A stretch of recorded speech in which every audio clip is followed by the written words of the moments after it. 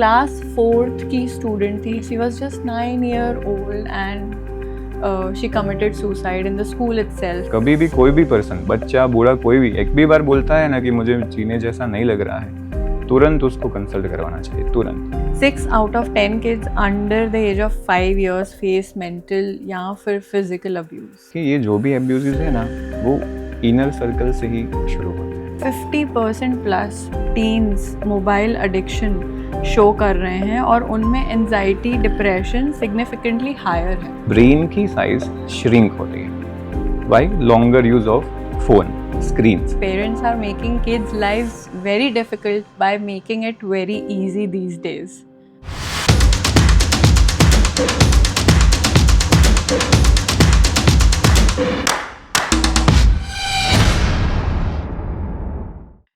आज के बच्चों के पास सब कुछ है, बट फिर भी वो एंग्शियस, डिस्ट्रैक्टेड, डिप्रेस्ड और कभी-कभी लोनली फील करते हैं. डोंट यू थिंक हम एज पेरेंट्स शायद कुछ ना कुछ मिस कर रहे हैं? तो आज हम बात करने वाले हैं ADHD, anxiety, distraction, screen time, depression and parenting के रियल चैलेंजेस के बारे में with doctor Tejas Joshi, who is a practising MD psychiatry in Surat. But before we dive in, अगर आपने मॉम्स अनम्यूटेड को अब तक सब्सक्राइब नहीं किया है, आप क्या कर रहे हैं? Please go subscribe now. Let's dive in. Hi, Dr. Tejas. Welcome to Moms Unmuted. Hi, thanks for having me. So, doctor, before we dive deep into our discussion, मेरे पास एक very honest question है जो मैं audience की तरफ से पूछना चाहूँगी. क्या हर इंसान को पेरेंट बनना चाहिए?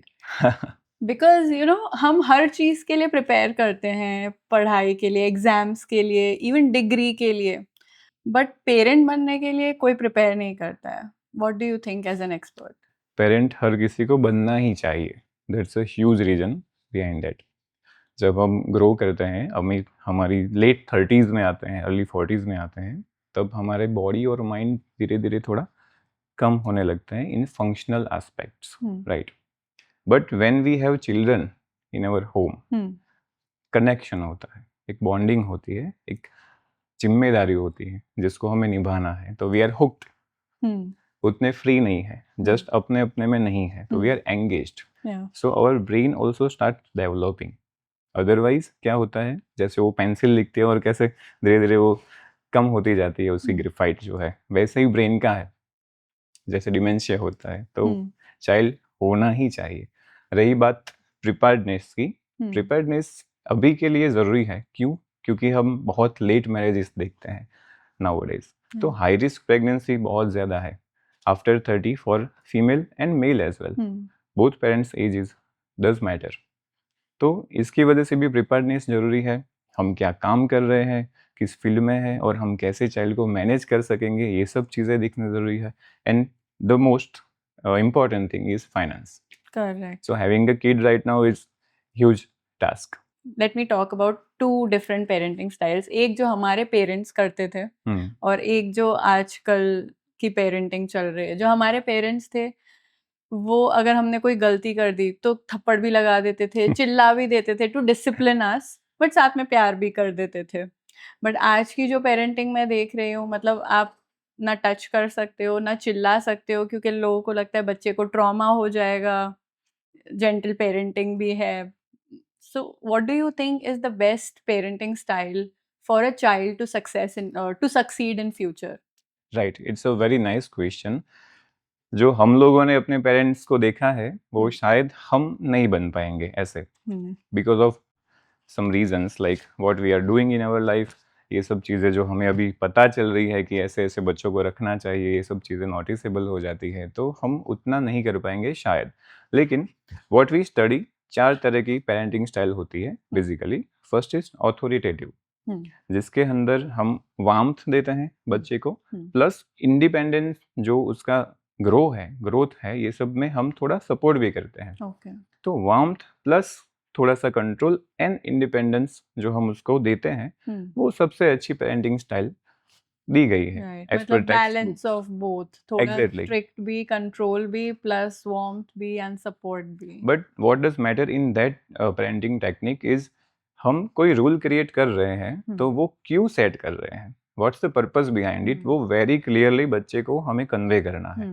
उसके बाद उसके ऊपर लागू करेंगे, वार्मथ के साथ इंडिपेंडेंसी को सपोर्ट करेंगे। तो that's a great parenting style as per me. Other are authoritarian, permissive, what you told, permissive, हर चीज में हाँ, जो करना है करो, क्योंकि ना बच्चे नहीं तो बोलते, ना बोलते हैं तो वो रोने लगता है, और रोना आजकल पेरेंट्स से सहन नहीं होता है, जरा भी नहीं, तुरंत उठा लेते हैं और उनकी जीत पूरी कर लेते हैं, जो भी है वो। तो ग्रो नहीं करता है बच्चा, टेंट्रम्स थ्रो करने लगता है, इरिटेबल होने लगता है। और एक होता है निग्लेक्टफुल, बच्चे को जो करना है करे, कोई पड़ी नहीं। उसमें तो फिर वो आगे जाके बहुत तकलीफ होती है, क्योंकि वो वार्मथ फील नहीं होती, emotion, why you are being here, वो रीजन ही कई बार तो पता नहीं चलता बच्चों को, तो बहुत प्रॉब्लम्स होता है। और अगर बच्चे पे चिल्ला दिया या थप्पड़ लगा दिया, उसका क्या इफेक्ट पड़ता है बच्चे पे? Physical hitting is always a big big no, नहीं करना चाहिए, राइट? क्योंकि उसके पीछे फिर बच्चे को ट्रॉमा तो होता ही होता है, लेकिन वो आपसे थोड़ा दूर होने लगता है, डिटैच होने लगता है, एंड ही और she start seeing you from the perspective of someone working under you. Whole purpose of having a kid and raising a kid is what, उसके साथ हमें पार्टनरशिप करनी है at certain level of age. पिता है तो बेटे के साथ वो फ्रेंड हो जाएगा, माता है तो वो लड़की के साथ फ्रेंड हो जाएगी, आउट बाद में ये सब चीज़ें करनी है हमें। पहले से ही अगर वो डिटैच होने लगे तो डिस्टेंस क्रिएट हो जाएगा। राइट, बट जैसे मिलेनियल्स हैं, हम लोग ऐसी पेरेंटिंग देख देख के ही बड़े हुए हैं, हम डांट खा खा के ही बड़े हुए हैं, तो हमारे जैसी जनरेशन वाले जो हैं वो लोग बोलते हैं यार हम तो ठीक ठाक ही बड़े हुए हैं, तो अगर हम चिल्ला देंगे तो क्या ही हो जाएगा। दैट्स वाई जो हमने किया है, मैं एक मेडिकल स्कूल का एग्जांपल दूंगा, जो हम एमडी या एमएस करने के लिए जाते हैं, तो एक रैगिंग आपने सुना होगा टर्म, राइट? मेरे सीनियर्स ने मुझ पे जो रैगिंग करी है वो मैं करूंगा नीचे वाले पे, तो वो मुझे अच्छा लगेगा कि ये तो मैंने जो झेला है वो ही वो झेलेगा, तो ही मेरे जितना कॉम्पिटेंट शायद वो बन पाए, लेकिन not necessary at all, right? तो अभी के बच्चे का जो माइंडसेट है, अब मुझे ये बताओ कि हर तरीके का पौधा होता है, कैक्टस को अलग पानी चाहिए, किसी और प्लांट को अलग पानी चाहिए, तो कैन यू रिलेट कि उसको मारना पीटना ही हर बार उसकी ग्रोथ के लिए जरूरी है? That is not done. वो टेलर मेड अप्रोच होना चाहिए। बट यू नो, एक रीज़न मैं ये भी सुनती हूँ कि अगर बच्चा घर से बाहर के एनवायरनमेंट में रहने जाएगा और वहाँ तो दुनिया ज़ालिम है, वो तो इतना प्यार से उसके साथ बिहेव नहीं करने वाली है, और आप घर में उसको इतना वो पुचकार के रखोगे, एकदम ऐसे रखोगे, तो वो बाहर वीक फील करेगा, वो बाहर की जो चीज़ें हैं वो नहीं सहन कर पाएगा आगे जाके। तो how do you comment on this? इसमें ऐसा है कि फर्स्ट हैंड एक्सपीरियंस होना हर चीज़ का वो ज़रूरी है। पेरेंटिंग स्टाइल जो ऑथोरिटेटिव मैंने बोला, उसमें यही चीज़ है कि बच्चे को जब चलना सिखा रहे हो, you sit here, let him और हर गो, बेटा आप जाओ, मैं बैठा हूँ या बैठी हूँ, गिरोगे मैं पकड़ लूंगा। तो उसको एक्सप्लोर तो करने देना है, ऐसा नहीं कि समेट के ही जाना है हर बार, ऐसा नहीं है। तो वो शायद आपको समझने में ऐसा लगा, लेकिन बीइंग इन हॉस्टल वो सबके लिए वर्क करता है, कभी ना कभी हर इंसान को थोड़ा टाइम हॉस्टल में रहना ही पड़ेगा, और रहेंगे तो सेल्फ डिपेंडेंसी आती है, बहुत सारे लोग अलग अलग नेचर वाले मिलते हैं, हम जानते हैं कि हाउ द वर्ल्ड वर्क्स, जो आपने बताया कि जालिम दुनिया तो नॉट इन एवरी केस जालिम होती है, लेकिन बहुत सीखने को भी मिलता है, तो एक्सपीरियंस लेना ही है, ऐसा नहीं है कि बच्चों को हम इंडिपेंडेंस ही छीन लेंगे। करेक्ट, बिकॉज मैंने बहुत अच्छा कोट कहीं पढ़ा था that parents are making kids lives very difficult by making it very easy these days. Kids today can not wait for anything. चाहे मुझे लगता है हम लोग वो टीवी पे जब सीरियल्स भी देखते थे, बीच में एड्स आती थी, आजकल के बच्चों को तो एड्स देखने की भी आदत नहीं है, बिकॉज एवरीथिंग सब उनके फिंगर टिप्स पे है। एड स्किप किया, I don't know, they want the premium version of everything without ads, everything, and parents afford कर पाए या नहीं कर पाए, बट बच्चे के लिए सब करेंगे। there comes comparison, exactly. we'll come to that. So in your experience, आपके जो करियर का एक्सपीरियंस रहा है 5 साल 10 साल में, what changes in kids mental health have you seen in last few years? तो फर्स्ट एंड फॉरमोस्ट थिंग जो हमें सीधा दिखती है वो इरिटेबिलिटी है, जो आपने बताया ना कि इंस्टेंट ग्रेटिफिकेशन हम दे रहे हैं बच्चों को, वो पहले इतना नहीं था, okay, due to rather I should say जो फटाफट डिलीवरी वाली चीज़ें हैं हाँ। या नियर बाय बहुत हमें मिल जाती हैं चीज़ें आजकल, तो इंस्टेंट ग्रेटिफिकेशन इतना ईज़ी हो गया है। तो वेट नहीं कर पाते बच्चे, तो उसके बाद फिर इरिटेबल नेचर बहुत ज़्यादा आता है। ओके। दूसरी चीज़ ये सोशल मीडिया, जो सोशल मीडिया में कंपैरिज़न बहुत करते हैं बच्चे एक दूसरों से या किसी की लाइफ देख के, even in school as well. इसका कंपास ऐसा है मुझे भी चाहिए, इसका रबर ऐसा है मुझे भी वेरी चाहिए। कॉमन। ये होता ही है, लेकिन इसमें जब हम डिले करते हैं, बच्चे को रीज़न के साथ समझाते हैं, तो वो प्रोसेस अच्छी है उनके लिए। तो इरिटेबिलिटी वी हैव सीन कि इरिटेबिलिटी बहुत इंक्रीज़ हुई है due to this all things. Correct. And जैसे आपके क्लिनिक पे सबसे ज़्यादा आपने किस तरीके के केसेस देखे हैं मेंटल हेल्थ जब आता है बच्चों का? उसमें सबसे ज़्यादा, to be very frank, abuse के केसेस मैं देखता हूँ। ओह! यस। और उसमें एडजस्टमेंट डिसऑर्डर्स होते हैं ज़्यादातर, एंजाइटी स्पेक्ट्रम जिसमें हम स्कूल फोबिया देखते हैं, ये सब चीज़ें बहुत ज़्यादा हैं, डिप्रेशन एज़ वेल। और ये क्या एज ग्रुप के बच्चे होते हैं जिनमें ये अब्यूज़ एंड डिप्रेशन देखा गया है? See from the very early age when a kid can elaborate, it's like 3 to 4 years as well. इतना early? Exactly, we have scene.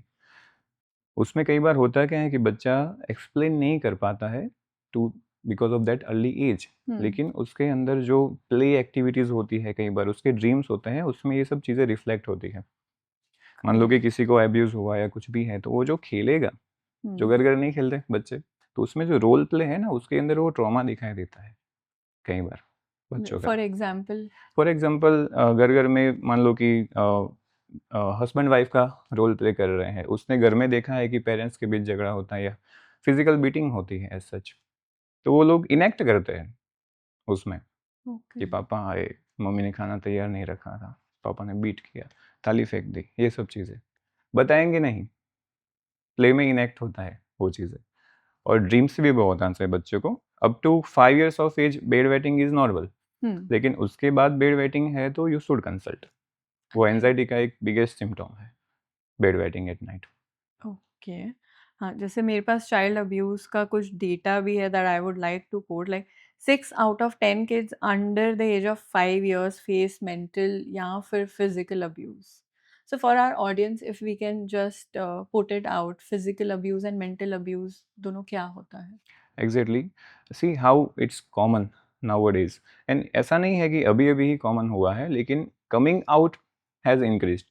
बच्चों बताते हैं अभी ड्यू टू पेरेंट हुँ। And child proper bonding and everything. Yes. School में भी कई बार बताते हैं कि बच्चे ये बिहेवियर ठीक है, ये ठीक नहीं है, जो हमें भी सिखाना चाहिए और स्कूल में भी सिखाते हैं। तो उसकी वजह से बच्चे बोलना शुरू किए हैं अभी-अभी।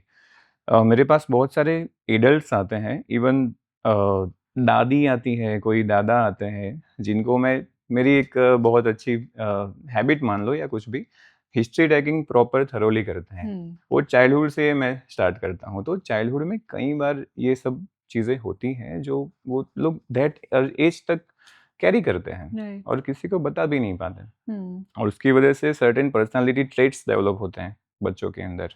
इवन जो बड़े-बड़े होते हैं, वो भी वो कैरी करते हैं। हुँ। लाइक लैक ऑफ कॉन्फिडेंस है, सोशल एंग्ज़ायटी है, गैदरिंग्स में नहीं जाएँगे, नए लोगों से मिलने में दिक्कत होगी, ये सभी चीज़ें हम देखते हैं। रही हुँ। बात टाइप ऑफ अब्यूज़ इसकी, तो एक फिज़िकल होता है, एक मेंटल अब्यूज़ होता है। फिज़िकल अब्यूज़ में every now and then we are reading in newspaper और even seeing in the TVs as well कि कहीं 2-2 साल की बच्चियों का रेप हो रहा है। Hmm. That's horrific, exactly. Yeah. और बच्चे बता भी नहीं पाते, सॉफ्ट टारगेट है। तो physical abuse is much much common. उसके बाद उसको फिज़िकल बीटिंग भी फिज़िकल अब्यूज़ के अंदर हम गिन सकते हैं कि कोई मान लो कि हमारे यहाँ पे नहीं रह रहा है बच्चा, हमने हॉस्टल में डाल दिया या फिर हुँ।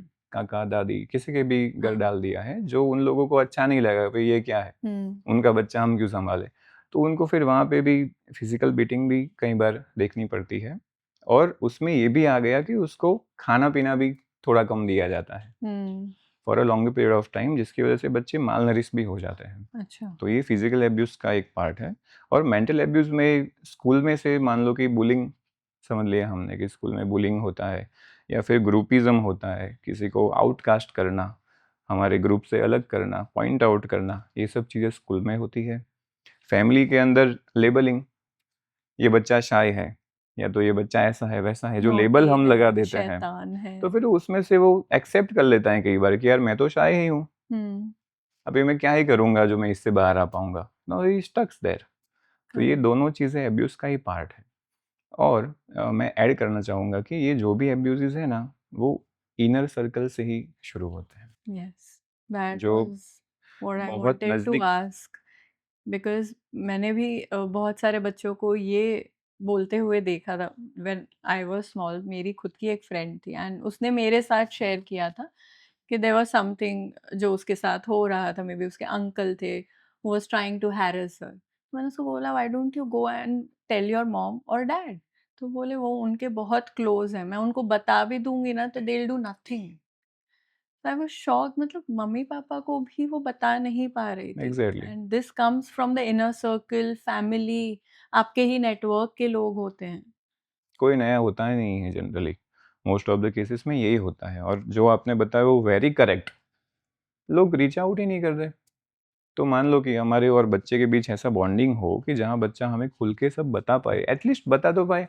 या वो तो वैक्यूम क्रिएट करो उसके लिए। हुँ, ये अगर नहीं कर पाए आप, तो फिर क्या पेरेंट हो आप? तो करेक्ट। मुझे तो बहुत लगता है एक्चुअली जब ऐसा होता है तब।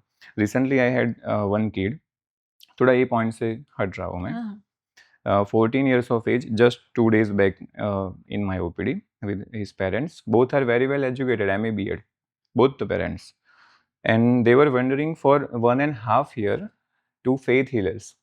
Faith healer. एग्जैक्टली वो बुआ भगत जो बाबा फकीर बोलता है हाँ, ना, हाँ, वो सब चीज़ें। जस्ट बिकॉज वो स्कूल नहीं जाता था। ओके। बराबर, यहाँ here comes the school phobia, बच्चों के अंदर जो होता है वो। उसको मैंने जब थरोली बात करी उसके साथ, तो कोई टीचर है जो स्कूल में उसको पॉइंट आउट करते थे, और ओके। थोड़ी सी एंजाइटी उसमें पहले से थी because of some genetic hmm, loading. Hmm, तो उसको शायद कभी खड़ा किया होगा बोलने के लिए कि बच्चा इतना पढ़ना है, तो he could not do that. Hmm, अभी उसके मल्टीपल रीज़न हो सकते हैं। तो rather than finding the reason, teacher ने उसको पनिश किया। पनिश किया, सबके सामने स्लैप कर दिया, हुँ, और उसके बाद पॉइंट आउट करने लगे। हुँ, स्कूल में जाना तो फिर कैसे अच्छा लगेगा हुँ, किसी को भी। तो ये एक चीज़ थी स्कूल नहीं जाने के लिए। दूसरा, मैंने जब बात करी तो उनके मम्मी-पापा ने बताया कि सर ये घर से भी नहीं निकलता। मैंने बोला क्यों नहीं निकलता?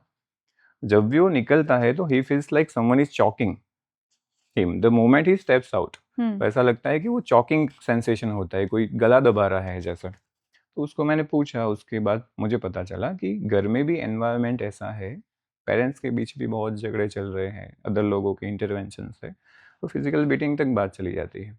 और कई बार इसमें बच्चे क्या करते हैं कि अपने ऊपर वो ले लेते हैं कि मैं कुछ कर नहीं पा रहा हूँ, ना ना कर पा रही हूँ, वो सब चीज़ें रिजॉल्व करने के लिए, और फिर सेपरेट नहीं होते।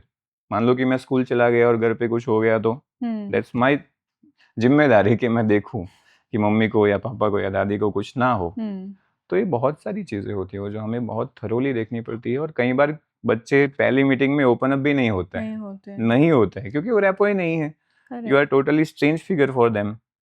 धीरे-धीरे सब पत्ते खुलते हैं और पता चलता है। सिमिलरली आपका ये केस सुन के मुझे अभी जो रीसेंट इंसिडेंस हुआ था जयपुर में, मुझे वो याद आ रहा है वेयर क्लास 4th की स्टूडेंट थी, she was just 9 year old and she committed suicide in the school itself, या Neerja Modi School, very famous school in Jaipur. And वो भी आई थिंक बुलिंग या कुछ तो स्कूल में उसके साथ हुआ था, उस वजह से she took this step. So doctor, अगर ऐसे केसेस होते हैं या बच्चा कोई एंजाइटी या डिप्रेशन से सफ़र कर रहा है, तो इन केसेस में पेरेंट्स को क्या करना चाहिए? या जैसे मैं अगर बोलूँ ये 9 ईयर ओल्ड की जो बच्ची थी, क्या पेरेंट्स डिफरेंट कर सकते थे इस केस में सो दैट उसकी लाइफ बच सकती? वो केस मैंने भी पढ़ा था। उसमें स्कूल के साइड से थोड़ा ज़्यादा निग्लेक्ट लगा मुझे। हुँ, लेकिन अगर पेरेंट्स का हम देखते हैं तो as we have already discuss कि वो एक स्पेस क्रिएट करो कि जहाँ बच्चा आपके साथ खुल के बात कर पाए। हुँ, इन जनरल ये एक रूल ही बना दो कि जब मॉर्निंग में आप सब उठते हो तो बच्चे के साथ 5 से 7 मिनट स्पेंड करो, हुँ, बात करो, हुँ, स्कूल गोइंग से पहले। हुँ, स्कूल से आता है वापस, फिर से उसको बिठाओ, थोड़ा मेलो डाउन करवाओ, 5-7 मिनट बात करो, क्या हुआ टुडे, एवरीथिंग। और सोने से पहले जो बेड टाइम, हमें स्टोरीज जो नानियाँ सुनाती थी, मम्मी सुनाती थी, ये सब चीज़ें बहुत ज़रूरी है। राइट। उस वक्त भी 5 से 7 मिनट बैठना चाहिए। अगर वो लोग बैठते होंगे आई डोंट नो, लेकिन बैठते तो ये सब चीज़ें शायद पता चलती, और एटलीस्ट वो कंप्लेन रेज करते और इश्यू वहीं पे सेटल डाउन हो जाता। और एटलीस्ट वो टीचर्स को पता चलता कि भाई हम जो निगलेक्ट कर रहे हैं वो नहीं करना चाहिए, दिस समथिंग बिग। राइट। कई बार बच्चे बोल देते हैं कि I am not feeling like living, ऐसा बोल देते हैं कई बार। और कभी भी कोई भी पर्सन, बच्चा बूढ़ा कोई भी, एक भी बार बोलता है ना कि मुझे जीने जैसा नहीं लग रहा है, तुरंत उसको कंसल्ट करवाना चाहिए, तुरंत। पेरेंट्स शुड टेक उसमें इट हम अपना सीरियसली। पाँव नहीं अड़ाना चाहिए, सीधा कंसल्ट ही करवा लो, अच्छा। क्योंकि बोलते हैं कर जाते हैं, देर नहीं लगती। मतलब ये जो 3 विंडोज़ हैं दिन में, एक मॉर्निंग, एक आफ्टर स्कूल एंड And एक बिफोर स्लीपिंग, उसका डेफ़िनेटली पेरेंट्स को यूज़ करना करना ही चाहिए। 5-10 मिनट ही सही, but they should talk to their kids, understand कि पूरे दिन में उन्होंने क्या किया, क्या नहीं किया। May be through stories also. रात को सोने से पहले आई थिंक आई टेल राहत मैनी स्टोरीज़, वो भी मुझे स्टोरीज़ सुनाती है, तो मुझे कहीं न कहीं उसकी स्टोरीज़ से भी पता चलता है कि उसके पूरे दिन में क्या हुआ। Because she exactly, is trying to express those things through her stories, कभी-कभी ड्राइंग्स के थ्रू मुझे बताती है। तो I think these are small things जो पेरेंट्स को कंटीन्यूअसली ऑब्ज़र्व करनी चाहिए अपने एग्जैक्टली, बच्चों की लाइफ़ में। एंड अगर कहीं पर भी थोड़ा भी ऐसा लगता है ना कि बच्चा इज़ रेज़िस्टेंट कि मुझे आज स्कूल नहीं जाना है, मुझे क्लास पे नहीं जाना है, या कंटिन्यूअसली कुछ ना कुछ बहाने बना रहा है वो चीज़ को अवॉइड करने की, तो I think parents should take this seriously. Exactly. Because recently इतने सारे केसेस हो रहे हैं ना, और वो भी इतने छोटे बच्चों में। एंड अभी मैंने वो एपिसोड देखा समय रैना का, स्टिल अलाइव। उसमें भी he has mentioned the same thing, he went through bullying जब वो स्कूल में था, एंड वो अपने माँ-बाप को नहीं बताता था उस वक़्त, एंड ही सेड कि मैं जब अपनी माँ से ये चीज़ें छुपा सकता हूँ, मेरी माँ को नहीं पता चलता था, तो मेरे ऑडियंस को क्या ही पता चलेगा कि मेरे अंदर क्या चल रहा है। तो जैसे पेरेंट्स ये चीज़ें आई थिंक घर पे डिस्कस ही नहीं करते हैं, अपने इमोशंस शेयर ही नहीं करते हैं। लाइक अगर मैं बोल दूँ कि I had a very hard day today, mamma is very stressed, तो बच्चों को भी आई गेस वो पता होता है कि ये इमोशंस एक्सप्रेस करना is safe with the parents. But I guess हम लोग कहीं न कहीं वो चीज़ें मिस कर देते हैं कि बच्चों के सामने हार्ड फीलिंग्स, हार्ड चीज़ें नहीं बोलनी हैं। बच्चों के सामने हमेशा अच्छी चीज़ें, अच्छे मोमेंट्स, अच्छे वाले प्यार वाली चीज़ें, that we are good, everything is fine, हम वही दिखाते हैं। एंड आई थिंक बच्चे भी फिर धीरे-धीरे वही सीख रहे हैं, इमोशंस नहीं शेयर करना, एक्सप्रेस नहीं करना। एग्जैक्टली, प्रिटेंड कभी नहीं करना चाहिए। हम जो सिचुएशन में है, आपको क्या लगता है बच्चे नहीं समझ पाएंगे? Hmm, they are smarter than us. Yes. जो भी हमारे अराउंड हो रहा है वो पिकअप करते हैं, सीखते हैं उसी से। और उनको क्वेश्चन तो होते ही हैं, अगर वो पूछे नहीं उसका मतलब ये नहीं उनका ध्यान नहीं है। तो उनको थोड़ा सा ब्रीफ करना ही चाहिए, what is going around in the home, what is going around between the parents, जो भी चीज़ है उसको थोड़ा थोड़ा appropriate to the age brief करते रहना चाहिए। That's how he learns, right. Right. और जो आपने केस बताया समय रहना वाला, उसमें मैं थोड़ा ऐड करना चाहूँगा कि एक टिपिकल मेंटालिटी है कि मर्द को कभी दर्द नहीं होता करके, राइट। यस। तो बचपन से ही मान लो कि अगर मैं छोटा था और मुझे रोता कोई देख रहा है तो मुझे बोलेगा क्या लड़कियों की तरह रो रहा है भाई। हाँ, तो मुझे लगेगा कि रोना इज एब्सोल्यूट नॉट, यस, लड़के रोते करना ही नहीं नहीं है, हैं, दिस इज़ राइट। व्हाट। तो हाँ, फिर कोई कैसे रोएगा? और रोना is basic emotion, I yes, think. Yes. Eyes of tears of Joy भी आ सकते हैं, टीयर्स ऑफ पेन भी आ सकते हैं, बहुत सारी चीज़ें हैं जब हमारी आंखें भर आती हैं। तो अगर आप वही रोक दोगे from a very early age, तो कोई कैसे बाहर आएगा फिर?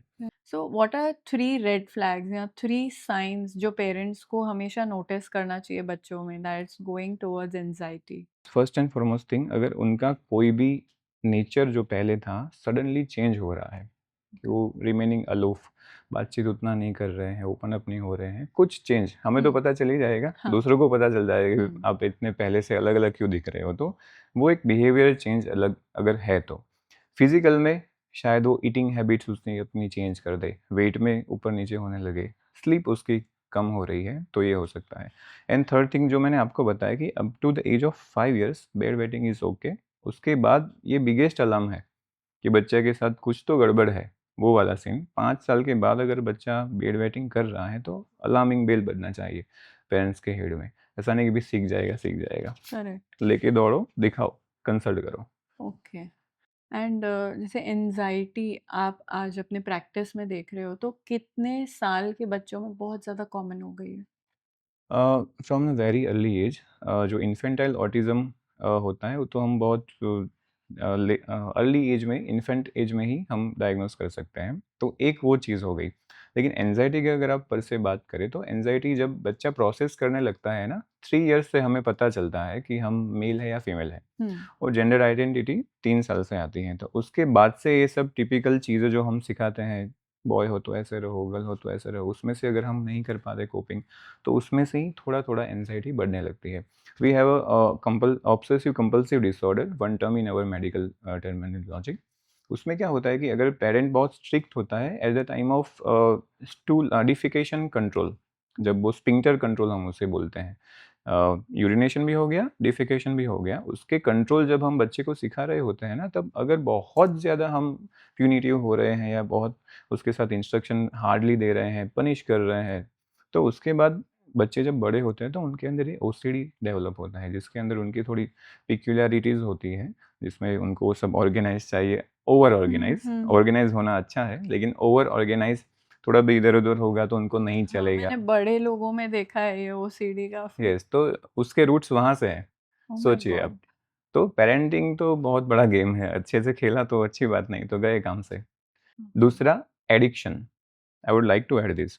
जब ओरल फेज़ चल रहा होता है ना बेबी का, फीडिंग वाला, हाँ। जब मम्मी को ब्रेस्ट फीड करवाना चाहिए, अगर proper breast feeding, proper time पे जब उसको चाहिए, जैसे बच्चे बोलते हैं ना कि रात को भी उठ-उठ के बच्चे हाँ। माँगते हैं, तो मम्मी बोलती हैं कि भई कलेक्ट किया हुआ मिल्क है, दे देते हैं। Once in a while it is okay. Hmm. लेकिन जो वार्म्थ है, वो development of attachment between you and the kid है, वो बहुत ज़रूरी है। और ओरल फेज़ में प्रॉपर अगर आपने ब्रेस्ट फीडिंग करवाया है, तो उसके बाद चांसेस कम है कि वो आगे जाके कोई भी ओरल सब्सटेंस का यूज़ कम करेगा, hmm. Like smoking.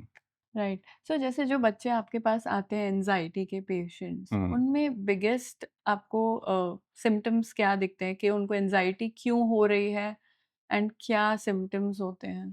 C, it depends on the situation and the cause of the anxiety. तो सिम्पटम यही पहले रहेगा। अपन लिस्ट डाउन कर देते हैं, टॉप 5 आपके पास रीजंस क्या आते हैं एंजाइटी क्यों हो रही है आजकल के बच्चों में? ओके, सबसे पहले तो स्कूल फ़ोबिया ही है। School phobia. एग्ज़ैक्टली, तो बच्चों को स्कूल में कुछ ना कुछ रहता है तकलीफ़, तो उसकी वज़ह से स्कूल नहीं जा पाता है, या तो फिर घर में कोई दिक्कत है, हाँ। तो सेपरेट नहीं हो पा रहे हैं, तो second is separation anxiety from the अच्छा। मदर और even the parents as well, hmm. Both together. तीसरी चीज़ ये है कि एक अब्यूज़ हो गया, फिज़िकल या मेंटल अब्यूज़, हुँ। जिसकी वजह से हमें बच्चे मिलते हैं कई बार ऐसे जो एंग्ज़ायटी में दिखते हैं। फोर्थ इज़ कंपैरिज़न, जिसमें हम बहुत कंपेयर करते हैं बच्चे एक-दूसरे के साथ, दूसरों की लाइफ़स्टाइल के साथ, उनके साथ जो स्टफ़ होता है, जो भी चीज़ें हैं यूटिलिटी की, ये सब चीज़ों की वजह से भी उनमें हमें देखने को मिलता है। एंड फिफ्थ, अगर पहले से ही कोई डिसऑर्डर कैरी हुआ है, ओके। जेनेटिक लोडिंग अगर है पेरेंट्स के अंदर, तो भी वो चीज़ें हमें बहुत पहले से दिख सकती हैं। राइट। एंड जैसे आपने बोला जेनेटिक अगर लोडिंग लोडिंग। है, तो फॉर एग्जांपल अगर मदर को ऑलरेडी डिप्रेशन या एंजाइटी डिसऑर्डर है पहले से, या वो भी मतलब रेगुलरली एंजाइटी होती है, so does that transfers to the kids और is it something else? See, not just only mother, both the parents side हमें पूछना पड़ता है कि कहीं पे भी कोई साइकियाट्रिक मेंटल हेल्थ इश्यूज कुछ भी है, डेवलपमेंटल इश्यूज कुछ भी है, तो जीन तो कहीं से भी आ सकता है। So you are saying mental health issues are also genetically transferable? Exactly, exactly, every disease carries bio psycho social and environmental model, जिसमें बायोलॉजिकल जो रोल होते हैं उसमें सबसे पहले जेनेटिक्स से आते हैं। हम्म। आपकी नाक आपके बच्चे में ट्रांसफर होगी, हाँ, फेशियल। तो हाँ। दूसरे भी बहुत सारी चीज़ें हैं ना, या। थिंकिंग पैटर्न है, कोपिंग स्किल्स है, ये सब चीज़ें भी जेनेटिकली जाती है। ओके। वो भी मन्ने वाली स्टोरी सुनी होगी हाँ। आपने, yes. What is it? Right. So अगर say for example I am a parent and मुझे पता चल रहा है कि मेरा बच्चा एंजाइटी से गुजर रहा है, what should be my first step? First to address the reason, okay. At least address that you are anxious, I know, I can see that. उसको काम डाउन करिए और जी। पूछिए कि व्हाई ही और she is feeling like that, और अगर आपसे कुछ हो पाए, ऐसा कुछ है मैन्योरेबल कोई चीज़, करिए, अदरवाइज़ कंसल्ट करिए। उसमें देर मत करिए। ओके। एंड जैसे अगर कोई पेरेंट अपने बच्चे को कंसल्टेशन के लिए आपके पास लाता है, then what is the process? Process में ऐसा है कि सबसे पहले हम बच्चे से ही बात करते हैं। ओके। सब आ गए मान लो एक साथ ओपीडी में, तो बच्चे से ही रैपो सबसे पहले हम क्रिएट करेंगे। पेरेंट्स को पहले ही ब्रीफ कर देते हैं कि आप उतना उसके सामने उसकी कोई कंप्लेन मत करना, at least so that he can और she can open up correct. कि मुझे क्या फील हो रहा है, राइट। राइट। तो पहले हम बच्चे को ही समझते हैं, उसकी क्या मनोदशा है, उसके बाद फिर पेरेंट्स को बुला के उनके ओपिनियंस लेते हैं इसके ऊपर। और कॉन्फिडेंशियलिटी वहाँ पे भी बहुत मैटर करती है। बच्चे के साथ कई बार पैक्ट करना पड़ता है कि हम नहीं बताएंगे, और हम जनरली नहीं बताते, नहीं बताते अनटिल एंड अनलेस कोई हार्म हो सकता है किसी और को या बच्चे को, वहाँ पे हमें ब्रेक करना पड़ता है कॉन्फिडेंशियलिटी। जनरली कितने सेशंस लगते हैं बच्चों के साथ? Depends on the situation, depends on the condition, and even what mode of treatment that parents are accepting. कई बार क्या होता है कि अभी ऐसा हुआ था, दो ट्विन बच्चे हैं पेरेंट्स के, वो लेके आए थे, उनके फैमिली इश्यूज चल रहे हैं, उसकी वजह से बच्चों को थोड़ा प्रॉब्लम हो रहा है। तो मेडिसिन और थेरापी दोनों चीज़ें इसमें होती है, राइट। तो medicine, what does the medicine, इसमें क्या होता है कि हम चालू करते हैं तो सिम्टम्स ये सभी चीज़ों में इंस्टेंट इमीडिएट रिलीफ हमें दिखने ही लगता है। एंड थेरापी टेक्स टाइम, और दोनों चीज़ें कंबाइन ही करके हमें ट्रीटमेंट करनी चाहिए, कोई नाइदर वन अलोन वर्क्स। तो मम्मी पापा को मेडिसिन का ऐसा होता है कि भाई मेडिसिन नहीं, इतनी छोटी एज से मेडिसिन नहीं। अभी मान लो कि उसको पहले से ही डायबिटीज़ है, तो या कोई ऑपरेशन करवाना पड़ा तो आप मना करोगे, नहीं इतनी उम्र में हम नहीं करवाएंगे। It is like that only. Parents को उतना लेना चाहिए इसको सीरियसली एंड जेन्युइनली कि आप करो, जो मेरे बच्चे के बेस्ट इंटरेस्ट में है आप करो। सो अभी आप देख रहे हैं कि पेरेंट्स में कुछ चेंज आ रहा है, पेरेंट्स ओपनली मेंटल हेल्थ के बारे में बात कर रहे हैं, कंसल्ट कर रहे हैं डॉक्टर को आके, बिकॉज पहले तो आई थिंक पेरेंट्स ही एक्सेप्ट करने को रेडी नहीं होते थे कि मेरे बच्चे को कुछ मेंटल हेल्थ इशू है। एग्जैक्टली इसमें क्या है कि इसमें दो सिनेरियो मैंने देखे हैं मेरी प्रैक्टिस में। हमें पहले ऐसा था कि जो रूरल एरिया से आते हैं वो लोग उतने नहीं होंगे इसके अंदर नॉलेजेबल, और अर्बन वाले अच्छे होंगे, तो लोकेलिटी डज नॉट मैटर, ये मैंने देखा। अगर किसी ने फैमिली में ये सब चीज़ें देखी हुई है ना, तो वो तुरंत पकड़ के लेके आता है। अच्छा। कि सर मैंने ये देखा, वो अर्बन एरिया हो, रूरल एरिया हो, कुछ भी हो, राइट। तो पेरेंट्स ओपन अप तो होते ही हैं, लेकिन अभी भी कहीं ना कहीं उनको ये स्टिग्मा है कि मैं इनको बच्चे को वहाँ पे लेके गया या लेके गई, तो अगर आजू बाजू वालों को पता चला, फैमिली में किसी को पता चला, तो पहले तो उनको मनाना पड़ेगा कि भाई ये मेडिसिन क्यों लेनी पड़ रही है, क्या क्या है, और किस चीज़ की मेडिसिन है, कैसी इफेक्ट होगी, कितने सारे क्वेश्चंस होते हैं। एंड वो आ जाता है ना साइकियाट्रिक, मतलब वो पागल वाला वर्ड आ जाता है उसके साथ, वो लोग लेबल कर देते हैं। लेकिन टू बी वेरी फ्रैंक, आप आइए ओपीडी में, मैं बताऊंगा कि किस पेशेंट को अगर कहना भी है तो कह सकते हैं, कहना उनको भी नहीं चाहिए। देयर आर सर्टेन इलनेसेस जिसके अंदर उनको ऐसा बिहेवियर हो जाता है, तो हम टिपिकल जो वर्ड यूज करते हैं पागल, वो नहीं करना चाहिए, लेकिन ऐसा behaviour we can find in them only. अभी anxiety and depression is the biggest challenge right now in the world, और उसमें पागलपन वाला कोई चीज होती ही नहीं है, तो वो स्टिग्मा ब्रेक करना चाहिए। Like we are using these two words synonymously, anxiety and depression. But is there a difference between anxiety and depression? Vast difference, लेकिन इसमें क्या है कि very thin line also. Anxiety में फिजिकल सिम्टम्स भी बहुत ज़्यादा होते हैं, पाल्पिटेशन, पर्सपिरेशन करके शिवरिंग होने लगता है कहीं कहीं बच्चों को, एडल्ट्स में भी एज वेल, ये सब फिजिकल सिम्टम्स भी होते हैं। और longer duration of anxiety can convert into depression, और डिप्रेशन विथ एंजाइटी को एग्जिस्ट एज वेल। ऐसा सेपरेट होना ही ज़रूरी नहीं है, वो ओवरलैप कर सकते हैं दोनों चीज़ें। ऐसा है, तो डिप्रेशन के अंदर ज़्यादातर मूड वो अफेक्ट होता है कि लो मूड बहुत रहता है, फिजिकल एक्टिविटीज़ बहुत कम हो जाती है, एपेटाइट कम हो जाती है, नींद या तो आएगी या तो नहीं आएगी, ऐसा होने लगता है। और remaining aloof, lack of interest in activities which previously were already interested in, suicidal ideas, ये सब डिप्रेशन के सिम्टम्स है। एंजाइटी में उतना ज़्यादा फट से नहीं हो जाता।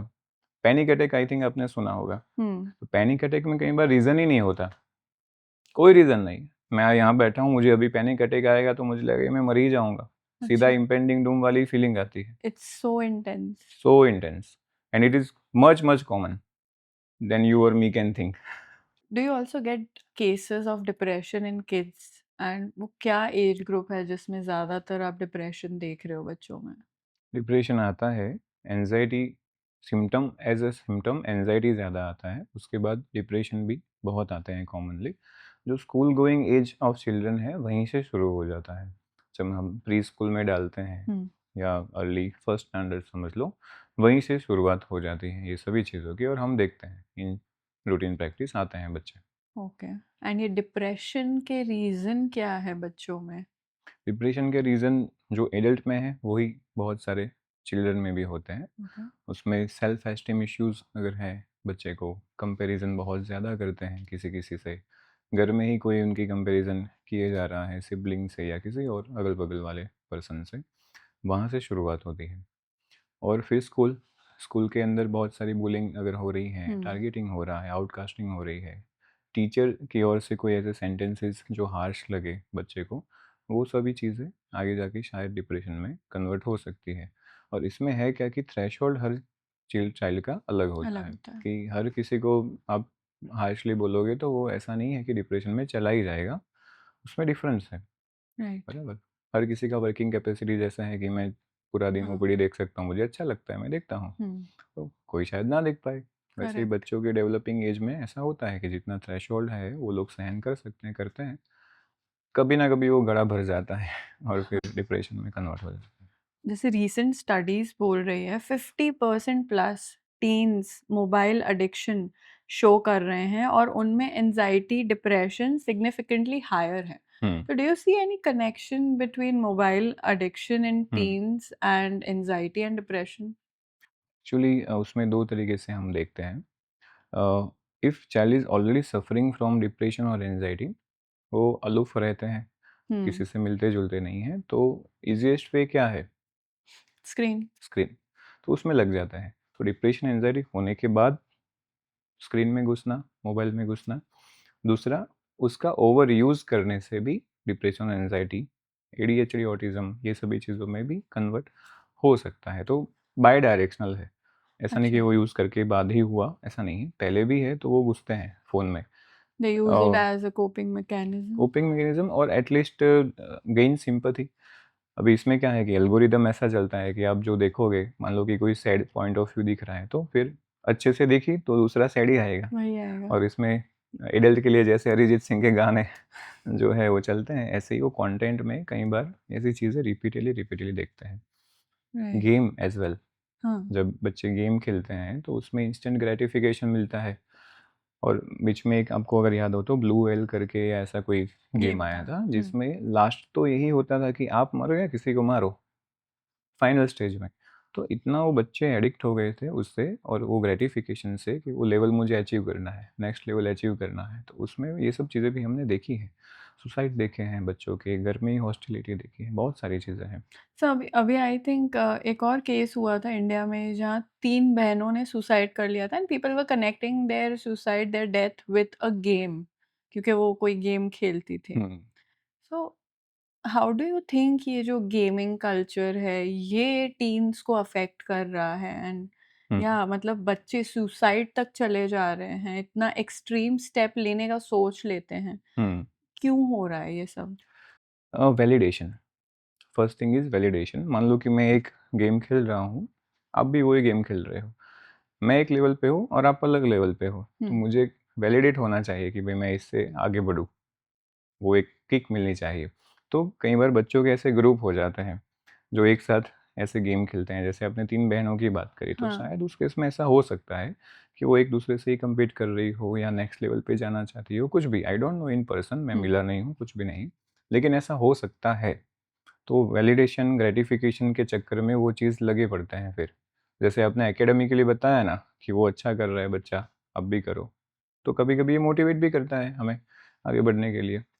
तो ये सब चीज़ों की वजह से वो थोड़ा ज़्यादा इम्बाइब हो जाते हैं उसके अंदर और उसमें बहुत आगे तक चले जाते हैं, और So, सुसाइड बहुत लास्ट में आता है, उसके पहले आपको साइंस दिखेंगे ही दिखेंगे। अच्छा। जैसे कि वो अकेले रहते हैं बच्चे, बातचीत थोड़ी कम कर लेते हैं, अपने ही आइसोलेट रूम में कर ज़्यादा देते हैं। रहेंगे। तो एज़ अ पेरेंट, बच्चों के फ़ोन में आपके पास सभी डेटा होना चाहिए कि वो क्या देखते हैं। कितना टाइम किस जगह पे स्पेंड करते हैं, गेम खेलते हैं, सोशल मीडिया करते हैं या एजुकेशनल पर्पज से यूज़ करते हैं, ये सभी चीज़ें एज ए पेरेंट आपको पता रहनी ही चाहिए। बेसिक अगर रूल बताऊँ तो स्क्रीन टाइम या फिर कोई भी डिवाइस के लिए 3 साल से पहले कोई स्क्रीन डिवाइस नहीं देनी है, कोई ओके। स्क्रीन टाइम नहीं देना है। 6 साल तक आपको बच्चे को कोई ऐसी एक्टिविटी में इन्वॉल्व ही नहीं करना है कि जिसमें फ़ोन का ज़्यादा ज़रूरत पड़े। हम्म। अनटिल एंड अनलेस मान लो कि दादा या किसी का डिस्टेंस रिलेटिव कॉल आया और आप बात करवा रहे हो, ये सब चीज़ें। 9 ईयर्स, 3, 6 एंड 9, 6 to 9 के बीच में बच्चे को इंटरनेट अगर कुछ यूज़ करना है, मान लो कि स्कूल में करना है, तो ऑब्जर्वेशन के साथ करवाना है। सुपरविजन। एग्जैक्टली। और 12 तक, 9 से 12 तक अगर आप उसका सोशल मीडिया बना भी रहे हो तो वो भी आपके ऑब्जर्वेशन के अंदर ही आना चाहिए। और बेस्ट ये है कि आप मत बनाओ, 12 के बाद ही अगर कुछ करना है तो बनाओ।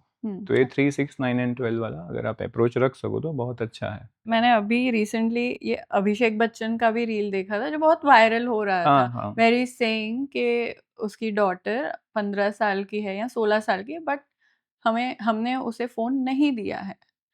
तो आई थिंक कि पेरेंट्स को ये बहुत सीरियसली लेना चाहिए, फ़ोन से बच्चों को दूर रखना, बिकॉज़ उससे काफ़ी ज़्यादा डैमेज भी हो रहा है बच्चों को। Of course it is helpful in a way, but that should be used under supervision of parents.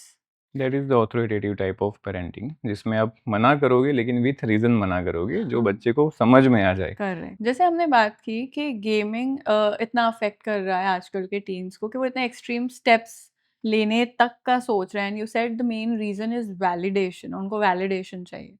Do you think ये जो उनमें ये नीड फॉर वैलिडेशन आ रहा है, this is coming from the parents? मतलब हम लोग जो ये छोटी-छोटी चीज़ें या मिस्टेक्स कर रहे हैं घर पे हमारे एनवायरनमेंट में बच्चों के सामने कंपेयर करना, या कोई भी छोटी-सी चीज़ पे टोक देना, या मे बी वैलिडेट करना अगर कुछ किया, वहाँ से ये नीड फॉर वैलिडेशन स्टार्ट होता है। Very less chances of being that. लेकिन अगर आप बच्चे के साथ वो प्रॉपर बॉन्ड नहीं कर रहे हो कि बच्चे को गेम में ज़्यादा घुसने को मन करे रियल लाइफ की जगह पे, तो वो एक रीज़न हो सकता है कि उसको घर में क्या बोलूँ, किससे क्या बात करूँ यही नहीं पता, तो फिर वो क्या करेगा? अति फ़ोन ही आता है ना साथ में हर किसी को, तो उसमें ही घुसते हैं फिर। लेकिन direct impact of validation from parents behaviour, I don't think वो उसमें काम करता है। एंड जैसे लोनलीनेस मैं देख रही हूँ आजकल के जो टीन्स हैं, बच्चे हैं, they are feeling more lonely पहले से ज़्यादा। ऐसा क्यों हो रहा है? आउटडोर गेम्स जो बंद हो गए हैं, उसकी वजह से ये चीज़ें बहुत ज़्यादा हो रही है। इंटरैक्टिव प्ले जो हो रहे थे, इवन हम भी, आप याद करो आपने कब अपने बच्चे से ऐसे खेला होगा बाहर ले जाके बैडमिंटन या कुछ भी? खेलते होंगे लेकिन ones in a while, not everyday. तो ये सभी चीज़ें हमें एवरीडे करनी होती है, उसके लिए अलग फॉर्मेट टाइम रखना पड़ता है। जैसे हम काम के लिए रखते हैं ना, वैसे भी वही एक काम ही है, to raise a child. It's the biggest job and toughest job, तो करना है। एक और चीज़ है जो बहुत कॉमनली देखी जा रही है अभी इंडिया में, which is ADHD. Yes. Let's talk about that. ADHD होता क्या है? एडीएचडी पर्टिकुलरली अगर हम टर्मिनोलॉजी से जाए तो attention deficit hyper activity disorder. First thing is attention. अगर मैं कोई काम कर रहा हूँ, अभी आपसे बात कर रहा हूँ, यहाँ पे मेरा अटेंशन ही नहीं होगा, कोई यहाँ पे कुछ कर रहा है, कैमरा मैन कैमरे के पीछे कुछ कर रहा है, अगर मैं वहाँ पे डायरेक्ट हो जाऊँगा तो मैं आपसे बात नहीं कर पाऊंगा। That is attention. Okay. Another thing is hyper activity. शांति से बैठ नहीं सकते इन एनी सिचुएशन। तो अटेंशन और हाइपर एक्टिविटी, ये दोनों चीज़ों का कॉम्बिनेशन है एडीएचडी। पर जैसे बहुत सारे ऐसे बच्चे हैं जिनका अटेंशन इतना अच्छा नहीं है या बहुत हाइपर एक्टिव हैं, तो पीपल स्टार्ट लेबलिंग देम कि उनको एडीएचडी है। But is it always true? No, it's just like using depression term here and there.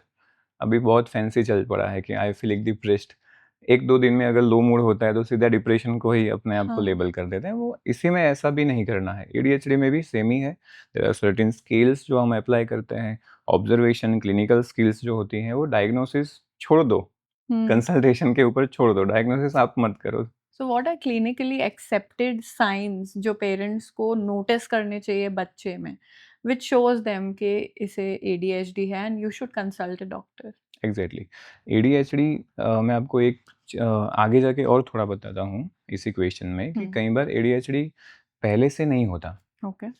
Due to some effects of environment भी बच्चा ऐसा करने लगता है, जो एडीएचडी जैसा मिमिक करता है।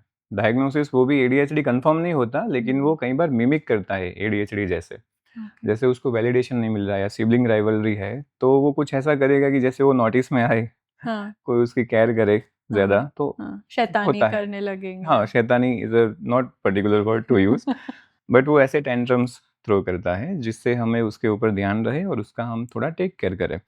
एडीएचडी में क्या देखना है पर्टिकुलरली, हाइपर एक्टिविटी। ओके। जैसे वो मोटर फिट करी और कैसे खिलौना भागता है फटाफट चाबी भरने के बाद, तो हियर एंड देयर हमेशा कुछ ना कुछ एक्सप्लोर करता रहेगा, चीज़ें पटकेगा, कहीं से भी कूद जाएगा।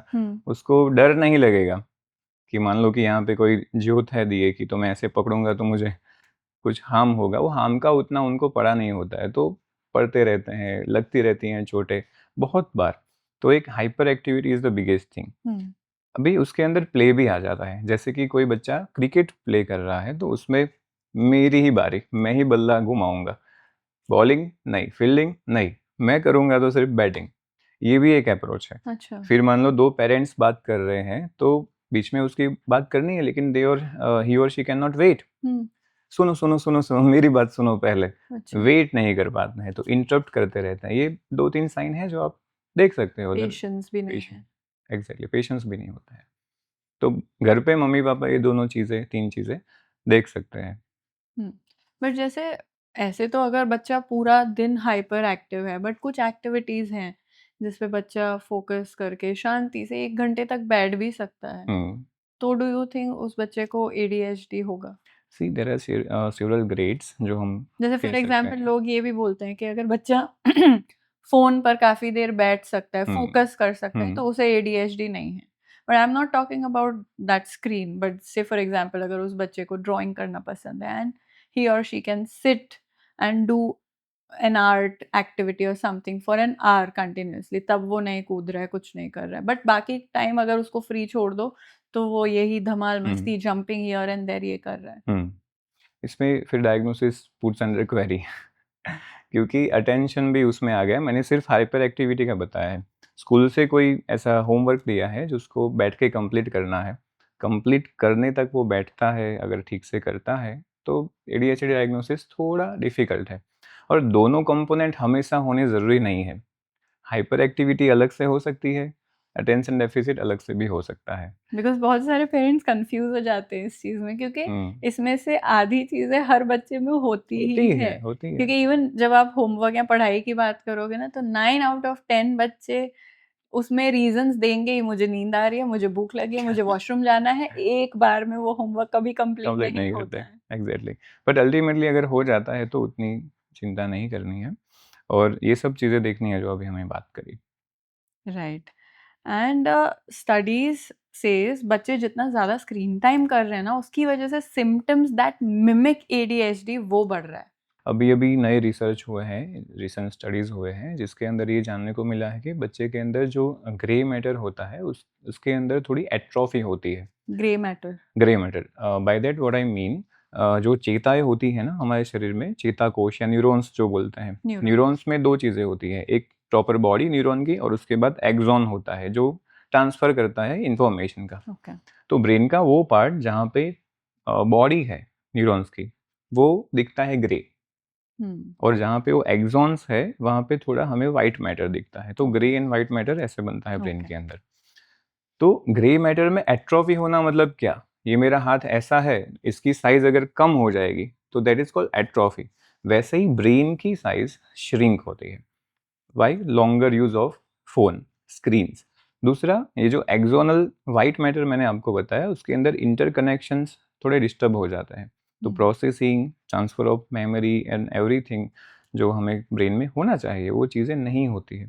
तो ये सभी चीज़ों की वजह से बच्चे के डेवलपमेंट में भी बहुत पीछे हो जाता है, और from the very early age उसके अंदर मेमोरी पावर है, ये सब चीज़ें, इमोशनल रेगुलेशन, ये सभी चीज़ें बहुत डल हो जाती हैं। ओके। That's evidence based. तो हमने बात किया कि स्क्रीन टाइम से हमारे ब्रेन पे क्या असर हो रहा है, क्या-क्या होता है ब्रेन में उसका इफ़ेक्ट।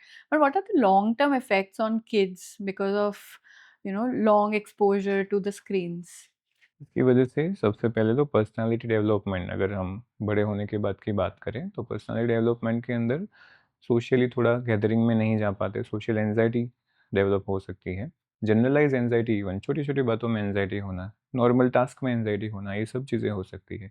दूसरा, अगर कंटेंट जो आपने कंज्यूम किया है उसका कोई पर्टिकुलर एरिया है तो उस एरिया में शायद आप डाइवर्ट हो जाओ, जैसे कि कोई हॉस्टिलिटी वाला है, बहुत ज़्यादा ऐसा वायलेंस दिखाया गया है, तो आप शायद उस तरफ जा सकते हो। तो ऐसा कोई केस जो आपने देखा हो स्क्रीन टाइम की वजह से आपके पास आया हो और उसमें आपने बहुत डैमेज देखा हो बच्चे में? बहुत सारी बार ऐसे आते हैं बच्चे जिसको कभी कभी तो हमें डी एडिक्शन सेंटर में भी रखना पड़ता है। डी एडिक्शन सेंटर यस, में स्क्रीन टाइम की वजह स्क्रीन टाइम की वजह से, क्योंकि उसके अंदर बच्चा पूरा घुल मिल गया होता है, वही एनवायरनमेंट में जैसे रह रहा है वैसे ही इनेक्ट करता है इन जनरल भी।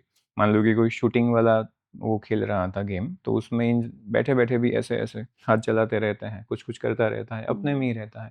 कोई गेम है तो थम्स ऐसे ऐसे होते रहते हैं, बोलेंगे हम उसके साथ तो भी रिप्लाई नहीं मिलेगा। जब वो फ्रेंड्स कनेक्टेड रहते हैं ना उसके अंदर, और वो बोलता है कि भाई तो यहाँ से आ रहा है, वहाँ से मार, मैं यहाँ से आ रहा हूँ, यहाँ से मार, ये सभी चीज़ें वो रिपीट करते रहते हैं और आउटर वर्ल्ड से पूरा डिटैच हो जाते हैं। तो ऐसे बच्चों को कई बार एडमिट भी करना पड़ता है। इंटेंसिव मेडिसिन चलते हैं, लॉन्ग ड्यूरेशन ऑफ थेरापीज चलती हैं, और कई बार तो ऐसा होता है कि एट लास्ट उतना हम डिलीवर भी नहीं कर पाते सर्टेन केसेस के अंदर। Is this damage reversible?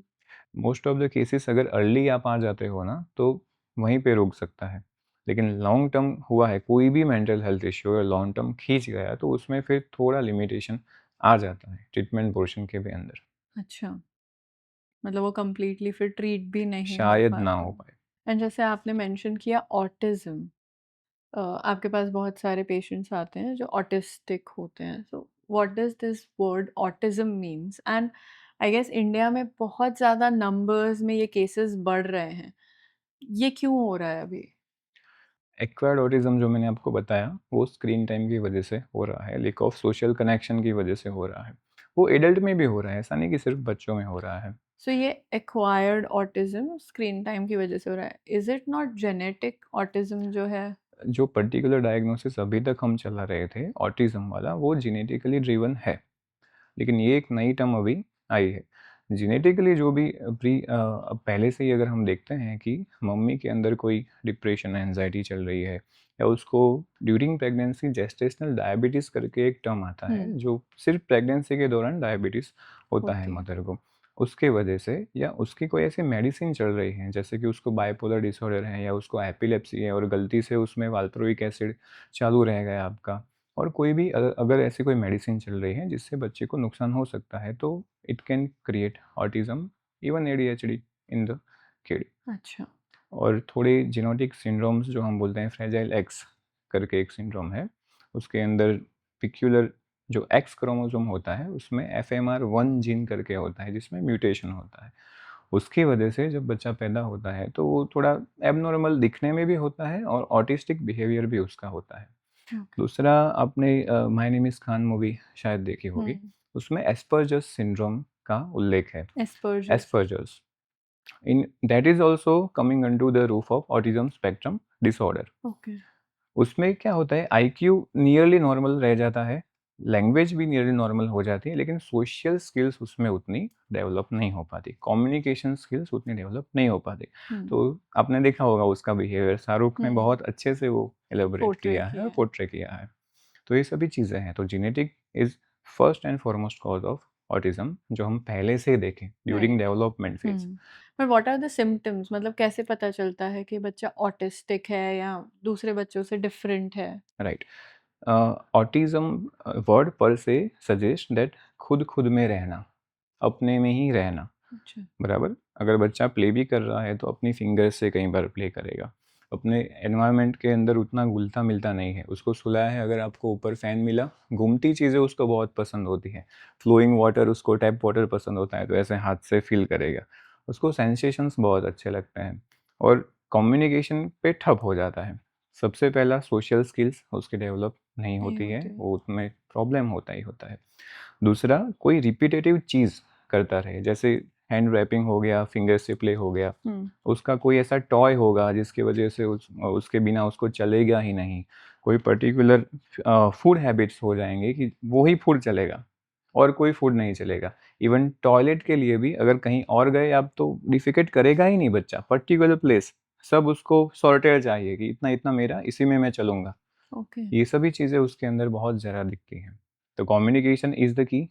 और ये आपको जान के बहुत ताज्जुब होगा कि जो सोशल स्माइल होती है ना बच्चे की, जो हम उसको लेते हैं और हुँ। पहली-पहली बार 6-7 मंथ या 9 मंथ के अंदर वो आती है, उसको जो वार्म्थ फ़ील होती है हमारे टच से और वो रेसिप्रोकेट करता है वो इमोशन, अगर वो भी आपको तभी से नहीं मिल रहा है ना, थोड़ा अलार्म होना चाहिए।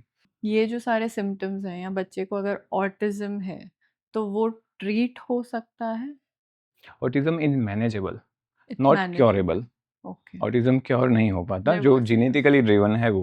ओके। लेकिन जो भी चीज़ें उसको करने में डिफ़िकल्टीज़ हो रही है, उसकी अलग-अलग थेरापीज़ है। बट जैसे ऑटिस्टिक बच्चों को बोलते हैं they are special kids, they are different from normal kids. But मैंने ऐसे बहुत सारे जीनियसेस देखे हैं, मतलब top names in the world, hmm, like Albert Einstein हो गया, एलन मस्क में भी कुछ सिम्टम्स थे ऑटिज्म के। देवर ऑटिस्टिक जब वो छोटे थे, या मे बी अभी भी होंगे, because you said it's manageable, it's not reversible. So अगर ये बच्चे डिफरेंट हैं नॉर्मल किड्स से एंड उन्हें ये सारे इश्यूज फेस करने पड़ते हैं, कम्युनिकेशन, सोशल स्किल्स में आ गए, सेंसरी इश्यूज हैं, then how can they become such geniuses? Right, very nice question. इसमें होता क्या है, कई बार हम सिक्स्थ सेंस बोलते हैं ना, इन लोगों के अंदर एक सेवंथ सेंस डेवलप हो जाती है कभी-कभी। तो पर्टिकुलर एरिया ऑफ इंटरेस्ट में वो लोग इतना डीपली घुस जाते हैं, जो और कोई नहीं कर पाता। और autism actually a certifiable condition, autism का सर्टिफिकेशन होता है कि माइल्ड, मॉडरेट, सीवियर ऑटिज़्म है, राइट? तो इसके अंदर depending on the level of which autism you are dealing with, उसके हिसाब से फिर उसका ग्रोथ होता है। ये जो आपने एग्ज़ाम्पल्स दिए, उन लोगों के अंदर थोड़े-थोड़े traits of autism were there.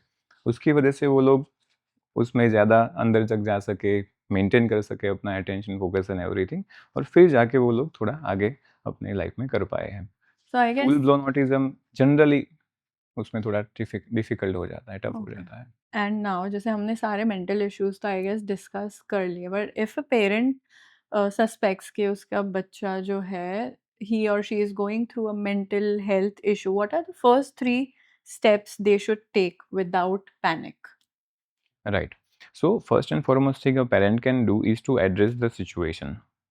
उससे भागना नहीं है, Hmm. उसको एक्सेप्ट करना है कि हाँ, मेरे बच्चे को ये चीज़ है, वी विल डील। Okay. पहले आप खुद प्रिपेयर हो जाओ कि हाँ भाई है, करेंगे, कोई बात नहीं। बिकॉज़ अगर पेरेंट्स ही पैनिक हो जाएँगे तो वो बच्चे में रिफ्लेक्ट होने लगता है। Exactly, exactly. और फिर बच्चा वैसे भी नहीं बता रहा है, तो फिर आप भी पैनिक कर रहे हो, तो वो कम ही बताएगा। हुँ। म्यूटिज़्म भी कई बार हम देखते हैं बच्चों के अंदर, जो सिलेक्टिव म्यूटिज़्म होता है। अगर कोई चीज़ ऐसी हुई है, तो उसके बाद बच्चे कई बार बोलते नहीं हैं। हुँ। बहुत सारे केसेस हमारे पास ऐसे आते हैं कि सर अचानक से बोलना बंद हो गया, no cause at all, MRI सब नॉर्मल, सब रिपोर्ट नॉर्मल, लेकिन बोलना बंद, उसको म्यूटिज़्म कहते हैं। ओह! तो ये एक सिम्पटम हो सकता है। वो देखते हैं पेरेंट्स तो आपको तुरंत दौड़ना चाहिए। और दूसरी थिंग, अगर आप खुद मैनेज कर रहे हो बच्चे को, किसी-किसी तरीके से कम्फर्ट देना चाहते हो, मान लो कि आपको ऐसा लगे कि थेरेपी क्या है, सिर्फ़ बातचीत करके ही तो करते हैं, तो लेट मी डू। तो वो लोग कई बार वो अपने आप करने लगते हैं, लेकिन उसमें उतना रिज़ल्ट नहीं आता है। तो वहीं पे रोल आता है स्किल्ड वर्क का। तो जो हुँ। भी प्रोफ़ेशनल है, उनके साथ तुरंत आपको कॉन्टैक्ट करना चाहिए। When should a parent prefer a child psychiatrist versus a clinical psychologist? दोनों में क्या डिफरेंस होता है? ह्यूज डिफरेंस, और कई बार लोग कंफ्यूज भी होते हैं। या as I am MD psychiatrist, मुझे कई बार लोग साइकोलॉजिस्ट कह देते हाँ। हैं। बहुत सारी होती हैं चीज़ें। तो basic difference is that a psychiatrist is well trained to give medications. Okay. If he or she has done his MD from a good organise institute, जहाँ पे थेरापीज का भी उतना ही रोल उनको सिखाया गया है उनके ट्रेनिंग के पीरियड के दौरान, और एल्स आफ्टरवर्ड्स उन्होंने कुछ फर्स्ट हैंड एक्सपीरियंस लिया, कुछ लर्न किया, तो वो थेरापीज भी कंडक्ट कर सकते हैं। ओके। लेकिन ऑन काउंटर जब हम साइकोलॉजिस्ट के पास जाते हैं, तो वो मेडिसिन प्रिस्क्राइब करने के लिए नहीं है, वो अच्छा। सर्टिफाइड नहीं है टू प्रिस्क्राइब। लेकिन थेरापीज़ में उनका बहुत अच्छा रोल होता है। ओके। तो जब कभी भी कोई नीड होती है, तो आई थिंक ये दोनों का अप्रोच एक साथ लेना चाहिए। अगर ओके। ऐसे साइकियाट्रिस्ट हैं जो थेरेपी में उतना नहीं मानते हैं, या फिर उनका पर्सनल एक्सपीरियंस नहीं है, तो या तो इन हाउस एक साइकोलॉजिस्ट रखो या फिर किसी के साथ टाई अप रखो, लेकिन बेटर आउटकम के लिए ये दोनों चीज़ें ज़रूरी है, किसी एक का महत्व उतना नहीं है। And what are top 3 red flag behaviours जो अगर आपको अपने बच्चों में दिख रहा है, you should not wait for the next day? First, कभी भी बच्चा ऐसा बोलता है कि मुझे जीने जैसा नहीं लग रहा या मुझे एग्जिस्टेंस का कोई मीनिंग नहीं लग रहा, तुरंत दौड़ना है। दूसरा, अगर आपको ऐसा लगता है कि पहले के मुकाबले बच्चा थोड़ा भी अलग बिहेव कर रहा है या कहीं से भी आया और क्राइंग कर रहा है या कुछ भी एबनॉर्मल बिहेवियर, तुरंत उसको एड्रेस करके आपको लेके दौड़ना ही दौड़ना है। और तीसरा, मैंने जो बेड वेटिंग आपको बताया था, वो ऐसे ही नहीं होता, बहुत सारे कारण होते हैं, वो भी एक आपको ध्यान में रखना चाहिए। अगर ऐसा होता है तो आपको जाना ही चाहिए कंसल्ट करने के लिए। आपके पूरे एक्सपीरियंस में से, आपके केसेस जो आप रोज़ हैंडल कर रहे हो, उसमें से what are the top 3 parenting mistakes जो आप आज मॉडर्न पेरेंट्स को करते हुए देख रहे हो? सबसे पहला, giving permission for everything. Okay. बच्चा जो भी करना चाहता है आप सीधा-सीधा हाँ कर देते हो, इंटरप्ट करते ही नहीं हो। इंटरप्शन का यहाँ पे उतना वैल्यू नहीं है, जस्ट सी ये आउटकम क्या होगा, ये करने से कोई बेनिफिट है या नहीं है, देखो तो सही, उसके बाद उसको हाँ बोलो। तो हुँ। Permission for everything is great no no. दूसरा ये है कि अगर मैंने जो आपको पेरेंटिंग स्टाइल्स बताई कि वो वार्मथ और इंडिपेंडेंस विथ सपोर्ट, ये चीज़ आपको देनी ही देनी है। Either of this in excess can is bad. Disbalance, तो वो चीज़ें नहीं करनी है। बहुत वार्मथ अगर आप दोगे, जिसको हम पैम्परिंग कहते हैं, हाँ। कि बच्चे को कुछ करने ही नहीं दे रहे हैं, तो आगे जाके उसको पर्सनल लाइफ में भी इश्यू आएँगे और सोशल लाइफ में भी इश्यू आने ही वाले हैं। हुँ। तो ये भी नहीं करना है। और ये चीज़ कि बच्चों को अगर कुछ प्रॉब्लम लेके आते हैं तो निग्लेक्ट करना, ये नहीं करना है। राइट। ये करोगे तो आपको बहुत ट्रबल हो सकती है। ये राइट। 3 चीज़ें हमेशा याद रखनी चाहिए। ये लास्ट क्वेश्चन पेरेंट्स की तरफ से, अगर कोई ऐसा पेरेंट है जिसे लग रहा है कि मेरे बच्चे को मेंटल हेल्थ इश्यूज़ हैं, but they can not afford professional help financially, तो ऐसी कुछ चीज़ें जो वो घर पे कर सकते हैं बच्चे के साथ? गुड क्वेश्चन, लेकिन इसमें मैं यही बताऊँगा कि अपनी टाँग मत अड़ाइए सबसे पहले। कई सारे इंस्टीट्यूट्स हैं जो फ्री ऑफ कॉस्ट या चैरिटी बेस्ड वर्क करते हैं और चिल्ड्रन के ऊपर फोकस करते हैं, आप जाइए। If you can mention a few names. जैसे मैंने कल आपको बताया था कि निम्हांस, नेम। निम्हांस एक इंस्टीट्यूट है, हर कोई शायद वहाँ ना जा पाए, लेकिन लोकली कुछ ना कुछ ऐसा आपको मिल जाएगा ओके। जो चाइल्ड वेलफेयर के लिए काम करता है। तो आप ओके। वहाँ पे जा सकते हो, कोई चैरिटी बेस लेकर के वे लेके आप जा सकते हो जहाँ पे ये प्रॉब्लम सॉर्ट हो सकती है। घर पे मान लो कि अगर आपको करना ही पड़ रहा है, आप ऐसे लोकेशन में हो कि कोई अवेलेबिलिटी ही नहीं है, कहाँ हुँ। जाओगे?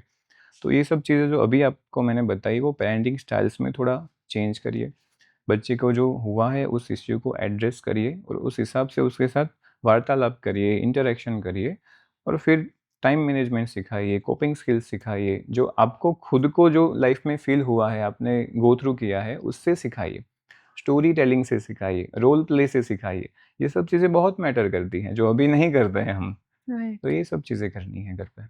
So, doctor, don't you think with such rising cases of mental health issues in kids in India, इतने एक्सट्रीम केसेस, सुसाइडल केसेस हो रहे हैं आजकल बच्चों में, वो भी इतने छोटे बच्चों में, 9 साल के बच्चे, teenagers, don't you think schools को, इंडियन एजुकेशन सिस्टम को इस पैंडेमिक जैसी सिचुएशन को सीरियसली लेना चाहिए?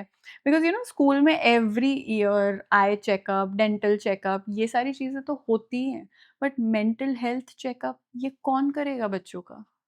एग्ज़ैक्टली, वो पॉइंट एकदम वैलिड है और यहाँ पे कुछ-कुछ स्कूल में चालू भी हुआ है, लेकिन वो कब होता है कि जब कोई इंसिडेंस हुआ, उसके बाद उसको साइकोलॉजिस्ट या साइकियाट्रिस्ट के पास रेफर हुँ। करते हैं। पीरियोडिक जैसे हम एनीमिया स्क्रीनिंग करते हैं, जैसे आपने बताया कि डेंटल या आई चेकअप करते हैं, वैसे ही क्वार्टरली या whatever is suitable for your school और your setup, psychiatrist and psychologist के visits and particular screening of each and every child is necessary, that should be done. So, thank you so much. I think this will serve as a guide for the parents for their kids' mental health. Any last advice you would like to give to our audience? Exactly, dear parents, अगर आपको कभी भी ऐसा लगे कि बच्चे के अंदर कुछ डिफरेंट है, रूटीन से कुछ अलग है, थोड़ा अलूफ रह रहा है, कुछ भी, तुरंत कंसल्ट करें। अपने आप से कुछ भी मत करें, ना तो उसको निग्लेक्ट करें, प्लीज़ कंसल्ट करिए, आपका बच्चा बचाना है। Thank you so much for watching this episode till the end. अगर आपको लगता है कि ये एपिसोड किसी भी पेरेंट या किसी भी बच्चे की लाइफ को थोड़ा-सा इम्प्रूव कर सकता है, do not forget to share this episode with another parent and like, subscribe, comment करना बिल्कुल मत भूलना। Bye bye.